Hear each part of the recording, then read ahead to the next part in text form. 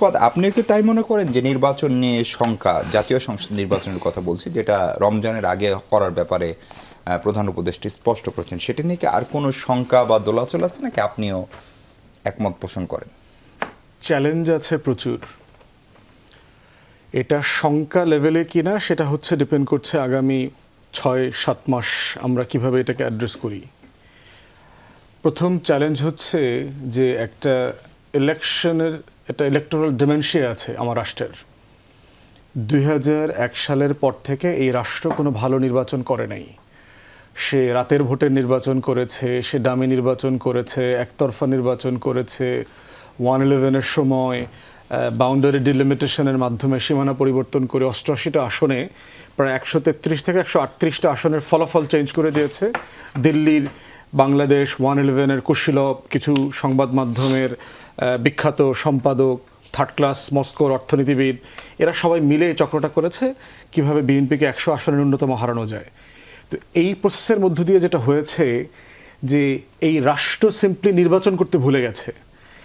একটা ভালো নির্বাচন করেছে এমন নির্বাচনী কর্মকর্তা আপনি এখন খুঁজে পাবেন না, কারণ ২০০১-এর পরে যারা ছিলেন তারা মোটামুটি রিটায়ার করেছেন। আর এর মধ্যে যাদেরকে বসানো হয়েছে তারা তো ছাত্রলীগ, যুবলীগ, আওয়ামী নির্বাচন করেছে, এই নির্বাচনটা করেছে। তাহলে প্রশ্ন হচ্ছে যে আপনার নির্বাচনী কাঠামোটা এত ভেঙে গেছে যেটা ৭০-এর নির্বাচনের সময়ও এই আলোচনাটা আমাদের করতে হয়নি। আপনি যদি শেখ মুজিব থেকে শুরু করে বাংলাদেশের পুরো ৬০-এর দশকের আন্দোলন দেখেন, ৬ দফায় সুষ্ঠু নির্বাচনের দাবি ছিল।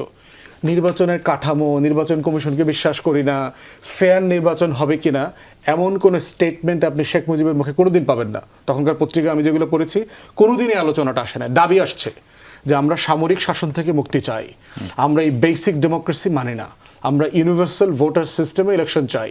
এই নীতি আলোচনাগুলো হয়েছে, পলিসি আলোচনা, নির্বাচনটা কিভাবে হবে, কখন হবে। কিন্তু আমরা এখন এমন একটা জায়গাতে আছি, সিম্পলি নির্বাচন করার সক্ষমতা এই কমিশনের নাই, কাঠামোর নাই। এটা এই কমিশনের ৫ জনের কোনো দায় না, রাষ্ট্রীয় দায়, আর সিস্টেমের দায়। সেকেন্ড সংকটটা দেখেন মোটা দাগে, যেটা আমি সবসময় বলি আর কি, যে বাংলাদেশে যেই তালিকাটাকে আমরা ভোটার তালিকা বলি, এটা আসলে ভোটার তালিকা না, এটা হচ্ছে ১৮ বছর বয়স্ক জনগণের তালিকা, প্রাপ্তবয়স্ক নাগরিকদের তালিকা। এখন প্রশ্ন, দুইটার ভিতরে পার্থক্য কি? দুইটার ভিতরে পার্থক্য হচ্ছে ১৮ বছর বয়সে তো বিয়ে করা যায়। তো এর মানে কি যে ১৮ বছর বয়সকে সবগুলো মানুষ কি বিয়ে করে ফেলছে? বিয়ে করে ফেলে নাই তো। তো ১৮ বছর বয়সে তো আপনি পাসপোর্ট পাওয়ার জন্য এলিজেবল। তো এর মানে কি পাসপোর্ট পেয়ে সব ১৮ বছরের মানুষ বিদেশ চলে গেছে, প্রবাসী হয়ে গেছে? হয় নাই। ঠিক একইভাবে ১৮ বছর বয়সে আইনে যা যা এখতিয়ার আপনাকে দেয়া হয়, প্রিভিলেজ দেয়া হয়, তার সব কিছু কিন্তু আপনি করেন না, করতে পারেন না। ঠিক একই রকম এই যে ১৮ বছর তালিকার মানুষরা আসলে ভোটার কিনা, এটা একটা বিগ কোয়েশ্চেন। এবং এই প্রশ্ন যদি ভোটার হওয়ার যোগ্যতা তো সেটাই আছে, শুধুমাত্র একটা বয়স, কিন্তু প্রশ্ন হচ্ছে ভোটার কিনা। এই প্রশ্ন রিজলভ কিভাবে করবেন? দেখেন, আমি বাংলাদেশের বিভিন্ন জায়গায় যখন যাই, যে কোনো ফর্মের নির্বাচিত প্রতিনিধি যাদেরকে পাই, ইউনিয়ন পরিষদের চেয়ারম্যান, উপজেলা চেয়ারম্যান, কমিশনার, মেয়র, যাদেরকে, সবাইকে জিজ্ঞেস করি, ভাই যদি ধরেন মমতাজের কনসার্ট হবে না, বুক ফাইটটা যায় নামক কোনো গান বাজনা হবে না, কুদ্দুস বয়াতি চুল লড়াইব না, ফুসপানি দেওয়া হইব না, ফান্টা খাওয়ানো হইব না, বিরিয়ানি থাকবে না, নগদ বিকাশ রকেট থাকবে না, ইলেকশনের দিন আপনি ভ্যান পাঠাইবেন না, অটো পাঠাইবেন না, ভোট দিতে যাবেন নিজ দায়িত্বে শীতের সকালে লুঙ্গি পরে ৩০-৬০ টাকা খরচ করে অটো ভাড়া দিয়ে একজন মানুষ ভোট দিতে আসবে, সেই সংখ্যাটা কত? কোনো নির্বাচিত প্রতিনিধি আমাকে ১৫-২০% বেশি বলেন নাই। আপনারা যারা সাংবাদিকতা করেন আপনারা একটু এক্সপ্লোর করতে পারেন। তাহলে আমার জাতীয় নির্বাচনে ৬৫, ৭৬, ৮২% ভোট কোত্থেকে আসে? কে ট্রিগার করে এটা?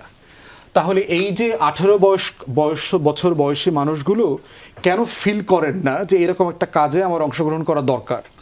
আবার কেন করছেন? সে কি রাষ্ট্রীয় দায় আকারে করছেন, না ওই নুরু মেম্বার কইছে, কুদ্দুস বয়াতি কইছে, অমুক বাইরে কথা দিছি, না গেলে কেমন হয়? এই চ্যালেঞ্জগুলো কি এই সরকার উতরাতে পারবে? এটা তো একটা দীর্ঘমেয়াদী কালচারাল এবং মনস্তাত্ত্বিক চ্যালেঞ্জ। হ্যাঁ, কিছু অংশ সম্ভব কোন জায়গাটাতে বলি দেখেন, এবং আমার রাষ্ট্র করেছে।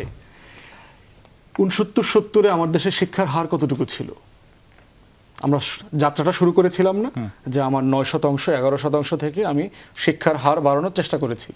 এসে এখন আমি সরকারের স্ট্যাটিসের সাথে একমত না, আমাদের শিক্ষার হার এত বেশি না, এটা ধরেন 35-40% হয়েছে এখন।